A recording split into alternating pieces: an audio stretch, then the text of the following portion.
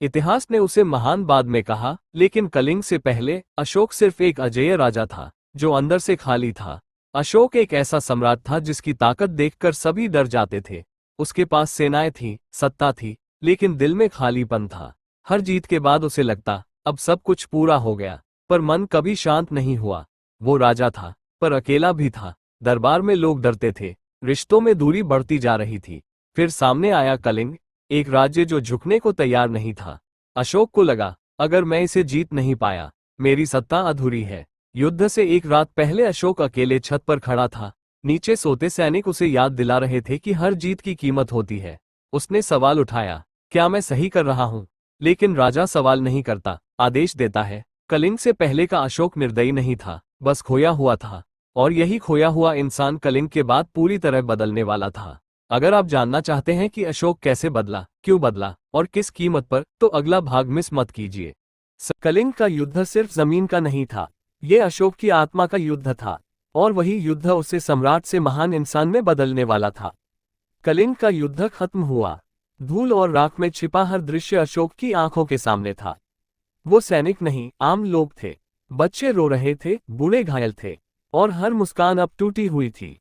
अशोक ने महसूस किया कि उसकी हर जीत की कीमत सिर्फ सत्ता और जमीन के लिए नहीं, बल्कि अनगिनत मासूम जीवनों के लिए चुकाई गई थी। पहली बार उसे डर नहीं, गहराई का दुख महसूस हुआ। वो अब अकेला नहीं था केवल दरबार में, वो अकेला था अपनी आत्मा के साथ। उसने सोचा, क्या यही शक्ति है जो मैं चाहता था? उसने तलवार को देखा और उसके हाथ धीरे धीरे कांपने लगे। उसने महसूस किया कि सच्ची ताकत केवल लड़ाई में नहीं, बल्कि करुणा और न्याय में है।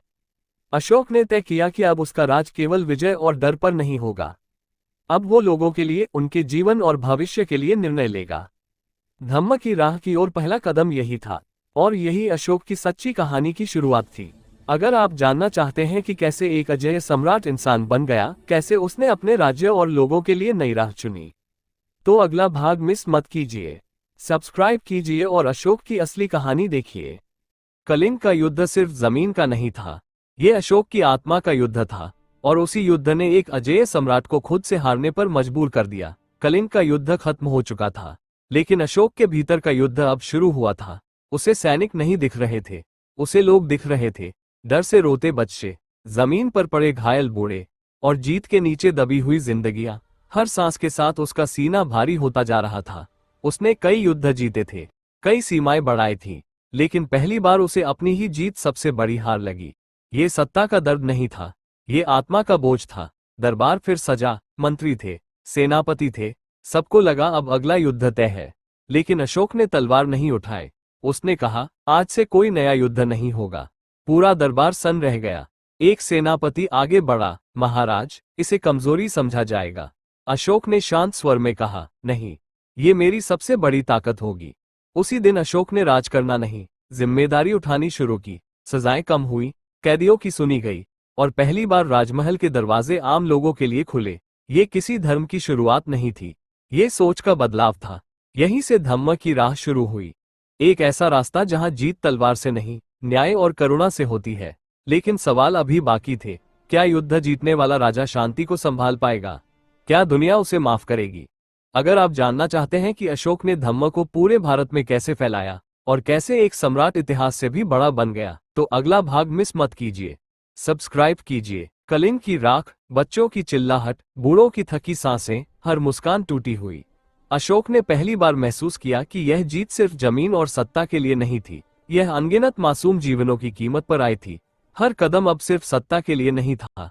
अशोक ने देखा कि सच्ची ताकत जीवन बचाने और न्याय करने में है।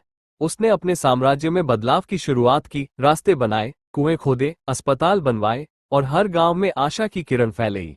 सैनिकों और तलवारों की जगह अब संदेशवाहक बने, धर्म और करुणा के संदेश। अशोक ने धार्मिक सहिष्णुता अपनाई, लोगों के बीच शांति कायम की, और अपने शासन को न्याय और कल्याण के लिए समर्पित कर दिया। धीरे धीरे सम्राट से महान इंसान बनने की उसकी यात्रा पूरी हुई। उसका राज्य अब केवल विजय पर नहीं, बल्कि न्याय, करुणा और धम्म पर टिका था। ये है अशोक की सच्ची कहानी, युद्ध के बाद का परिवर्तन, जिसने इतिहास में उसे महान बना दिया। अगर आप जानना चाहते हैं कि कैसे अशोक ने अपने साम्राज्य में शांति और न्याय फैलाए, तो अगला भाग मिस मत कीजिए। सब्सक्राइब करें और अशोक की असली कहानी देखें। प्राचीन भारत में जब सम्राट अशोक अभी युवा राजकुमार थे तब उनके पिता बिंदुसार ने उन्हें उज्जैन का गवर्नर बनाया। पाटलिपुत्र से उज्जैन जाते समय अशोक विदिशा में रुके। वहां की सुंदर नदियों, बागों और शांत वातावरण में वे घूमते थे। एक दिन विदिशा में एक शाक्यवंशी साहूकार की बेटी देवी से उनकी मुलाकात हुई। देवी बहुत सुंदर और बुद्धिमान थी। अशोक उनसे पहली नजर में ही प्यार कर बैठे। वे दोनों नदी किनारे बागों में घूमते और बातें करते। अशोक ने देवी से विवाह का प्रस्ताव रखा। देवी ने हामी भरी, लेकिन एक शर्त रखी, मैं विदिशा को कभी नहीं छोड़ूंगी। मेरा जीवन यहीं बीतेगा। अशोक ने उनकी भावनाओं का सम्मान किया और वचन दिया, मैं तुम्हें कभी जबरदस्ती पाटलिपुत्र नहीं ले जाऊंगा। दोनों का विवाह हो गया। देवी कभी राजधानी नहीं गईं और अशोक ने अपना वचन निभाया। देवी से अशोक के 2 बच्चे हुए, पुत्र महेंद्र और पुत्री संघमित्रा, जो बाद में बौद्ध धर्म के बड़े प्रचारक बने। अगर आपको ये कहानी अच्छी लगी तो लाइक करें और इतिहास की ऐसी सच्ची कहानियों के लिए सब्सक्राइब जरूर करें।